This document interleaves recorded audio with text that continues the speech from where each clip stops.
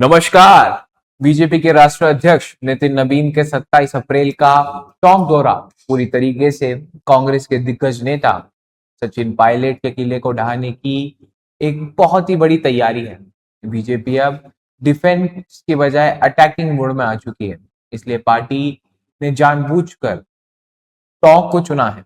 ये कहे जिस जिले में पायलट सबसे सुरक्षित माने जाते हैं या फिर पायलट के लिए सबसे सुरक्षित सीट है।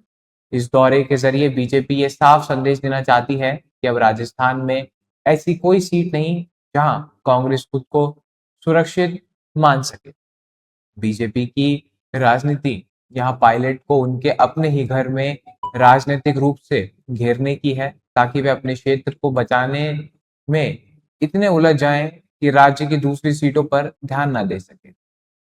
ये कार्यक्रम के दौरान नवीन न केवल टोंक के हाईटेक कार्यक्रम या माफ कीजिए कार्यालय का उद्घाटन करेंगे, बल्कि 6 अन्य जिलों के कार्यालयों का भी डिजिटल लोकार्पण किया जाएगा। संगठन की जो ताकत है उसका प्रदर्शन भी किया जाएगा। बीजेपी का असली टारगेट यहाँ के बूथ कार्यकर्ता हैं, जिन्हें वह सचिन पायलट के खिलाफ टारगेट करके और यकीन दिलाना चाहती है कि अगर टोंक को साध लेते हैं तो पूरे प्रदेश में कांग्रेस का सफाया तय है।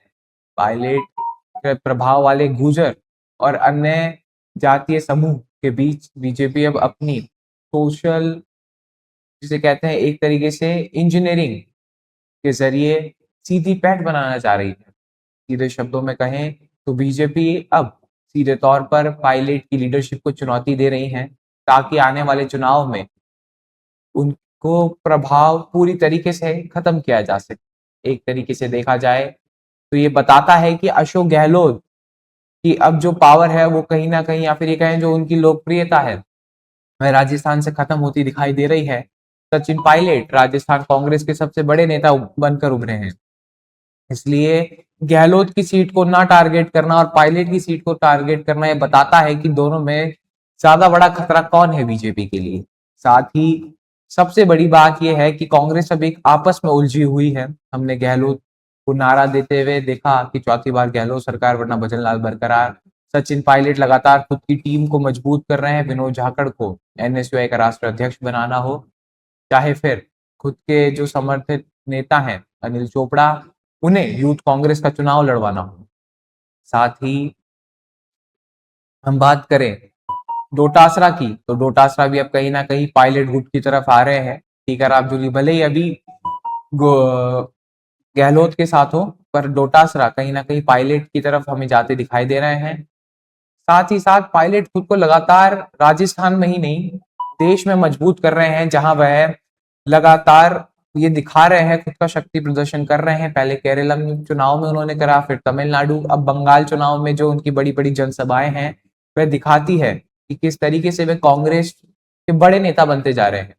अगर हम नॉर्थ की बात करें, नॉर्थ इंडिया में जो कोई आज के समय में कांग्रेस में राहुल गांधी को टक्कर दे रहा है तो वह है सचिन पायलट।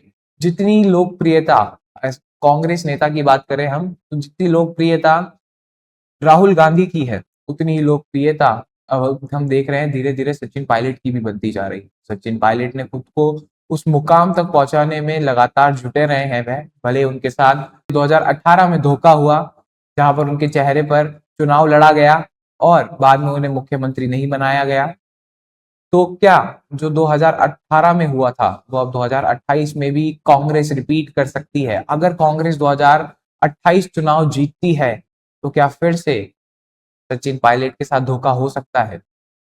इसकी संभावनाएं, अगर गहलोत अपनी राजनीतिक जादूगरी दिखाते रहे तो उसकी संभावनाएं बहुत ज्यादा है।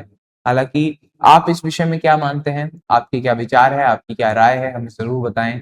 ऐसी और खबरों के लिए, ऐसी और जानकारियों के लिए बने रहे हमारे साथ। तब तक के लिए धन्यवाद।